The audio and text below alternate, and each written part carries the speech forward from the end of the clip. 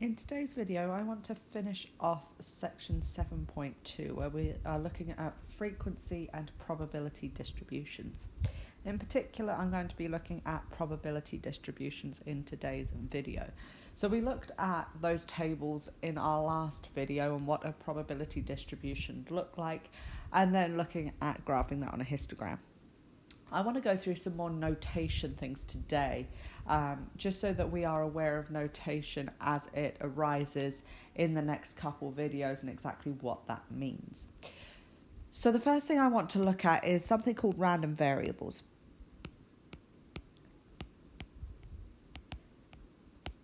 Random variables come up whenever we are doing experiments where the outcomes are numerical. So that's the first thing. The outcomes must be numerical. Okay. So a classic example of this would be the example that we did in the last video, where we looked at tossing a coin 5 times, and we looked at the number of heads that we got out of the 5 tosses of the coin. So you could have 0, 1, 2, 3, 4, or 5 heads out of the 5 tosses of the coin. So each one of those is numerical. Okay, the 0, 1, 2, 3, 4, or 5, each of those outcomes is numerical. So we can represent those outcomes by the random variable. And we can then say, what is the probability that that random variable equals that certain outcome? Okay. The reason that we do this is mainly notation, and because it will come up when we go and look at variance and standard deviation in a later section. So that's why it is used. It's just a notation thing because it makes it so much easier when we look at certain statistics. So if we go back to our probability distribution with that example of tossing a coin 5 times, and we looked at the number of heads that we would get out of the 5 tosses of the coin. If I were to go ahead now and do my probability distribution for the random variable, it looks very much the same as what our last probability distribution looked like, but now we write it like this. So K is going to be each one of your outcomes. And then the probability that X equals K. It's the probability that the random variable equals that certain outcome. So we said that the probability of having 0 heads, or the probability that our random variable equals 0, was 1 out of 32 possible sequences that we could get from tossing this coin 5 times. Okay, so there is 1 out of 32 of those sequences that has 0 heads. So the probability that our random variable equals 0 is 1 over 32. And you could fill out this whole table exactly as we did in the previous video. Okay. So like I said, this is more of a notation thing than anything else. What I do want you to be aware of, exactly the same as probability distributions in our last video, your probabilities here of each of the outcomes must add to 1. So if I add all of these together, I should still get 1. Otherwise, it is not a probability distribution. So if you ever come across a table where they ask if it's a probability distribution for the random variable, make sure that the probabilities add to 1, because if they don't, then you know that there is an issue somewhere and it is not actually a probability distribution. Also make sure that they have listed all possible outcomes under K. So K should include every single possible outcome. Okay, and then you set K equal to each one of the possible outcomes each time. So just be aware of that. If they ever give you a probability distribution, they list all the outcomes, and the probabilities of those outcomes must add to 1. Now I want to go back to an example that we looked at back in chapter 6. And it was where we had an urn that contained 10 balls.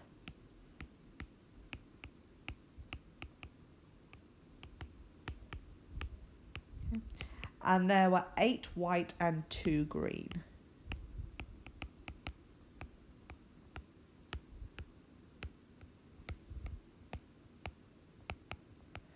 And then we select a sample of 3 balls at random.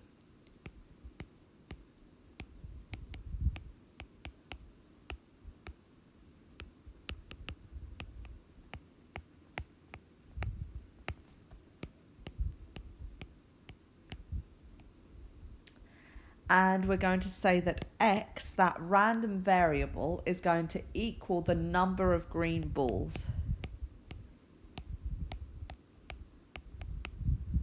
in our sample.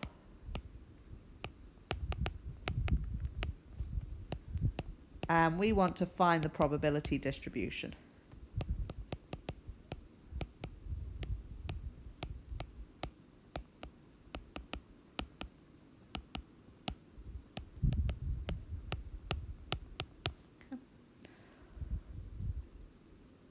So we did this for certain probabilities, certain outcomes when we did this example back in chapter 6. But now we want to look at what outcomes are possible and what is the probability that x, our random variable, equals each one of these outcomes. So your outcomes are having no green balls in your sample, 1 green ball, or 2 green balls. Even though you are selecting 3 balls out of 10, you can't have 3 green balls because there's only 2 in there to start with. So the possibilities here, the possible outcomes that we can have, the possible values that we can have for our random variable x are going to be 0, 1, and 2. Okay. So the first thing I want to look at is what's the probability of selecting no green balls. Okay. So I need to look at how many samples contain no green balls, and I need to look at my total number of samples, because then I can do one divided by the other and that will give me my probability. Okay. So it's very much like a relative frequency. You're taking the number of samples out of the total number of samples. That's going to give us our probability. Okay. So here, our probability is going to be looking at the number of samples that contain no green balls divided by the total number of samples. So the number of samples that contain no green balls is saying that out of the 2 green balls, I'm picking 0. But out of the 8 green balls, I'm picking 3. Okay, I'm picking 3 balls out of my sample of 10. And then if I'm picking 3 of them, but I want none of them to be green, that means that all 3 must be white. So I'm looking at the number of samples that contain no green balls, but 3 white balls. So I've got 0 out of the 2 green and 3 out of the 8 white.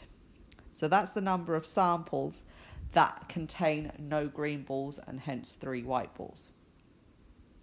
What's the total number of samples?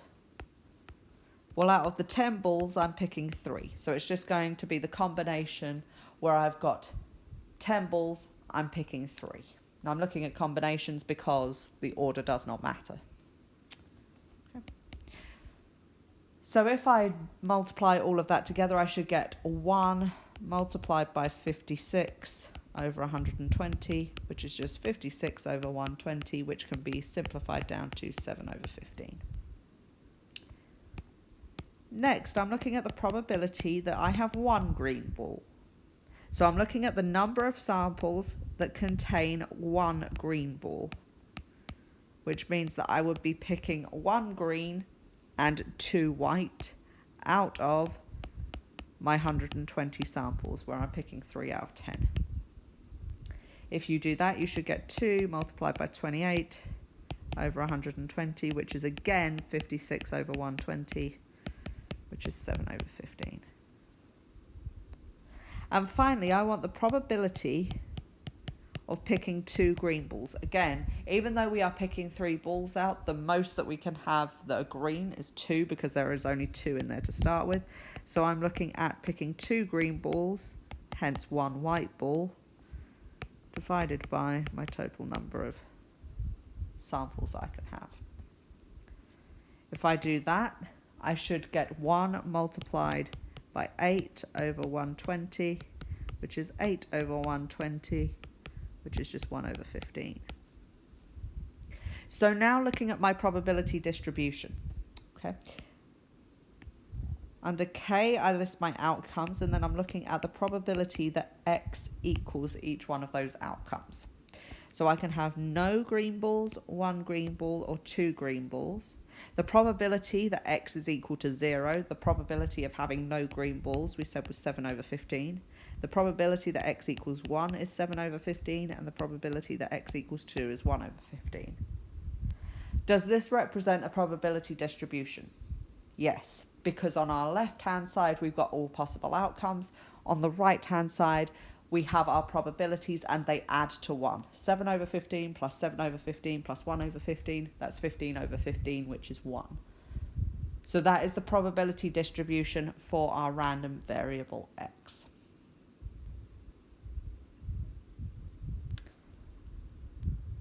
The last thing I want to look at, this is going to guide us into what we are going to do in a later section with variance and standard deviation. We've been looking at the probability distribution of a random variable X. So I've listed by outcomes, and then I'm looking at the probability that my random variable equals each of these outcomes. Let's say I had a particular experiment, and this was my probability distribution here in table 9. So I've got my outcomes -1, 0, 1, and 2. And then the probability that X equals each of those is listed next to it. We're assuming that we've got all possible outcomes on the left, and the probabilities here, they add to 1, so we're all good to go. It is a probability distribution. Sometimes they will ask you to consider the random variables such as X squared, or maybe X minus 1, etc. It's pretty easy to do. You just have to make some adjustments. The main thing that we are going to be looking at as we go further along is X squared. So this is the one that I'm going to be looking at today. Looking at the probability distribution of X squared. So I'm taking my values K, and I want to see what's the probability of the square of each of those. So I'm squaring each of my K values here, which gives me the possible values of X squared is going to be 0, 1, and 4. Because if I square 0, I get 0. If I square 1 or -1, I get 1. If I square 2, I get 4. So my possible outcomes for X squared are going to be 0, 1, and 4. How do I find their probabilities given my initial probabilities that the random variable equals each of these outcomes? Well, the probability that X equals 0, okay, if I square 0, I'm still at 0. So this probability is not going to change. I'm not adding any additional probabilities in there. The probability that X squared equals 1, okay, this should actually say the probability of X squared equals K. The probability that X squared equals 1 is going to be the probability that X equals 1 plus the probability that X equals -1. Why? Well, both of those values square to 1. So the probability that X squared equals 1 is going to be the probability that X equals 1 plus the probability that X equals -1. So that's going to be 0.1 plus 0.2, giving me 0.3. So that's where that value comes from. The probability that X squared equals 4, well, the only outcome that squares to 4 is 2. So my probability that X squared equals 4 is going to be just 0.4, because 2 is the only value that squares to 4, so that will give me 0.4. Okay. Again, check that all of your values added together equal 1. So 0.3 plus 0.3 plus 0.4 equals 1. And I've got all possible squared values of each of my outcomes. Okay. So it functions in very much the same way as the probability distribution of our random variable X. You just have to figure out, okay, if I square each of those outcomes, some of them may have to be put together because some of them, positive or negative, may square to the same value. So we're going to have to add those probabilities together in order to give me the probability distribution of X squared. So just keep that in mind. I know that this is kind of a quirky concept, But we will come back to it when we look at variance and standard deviation later on.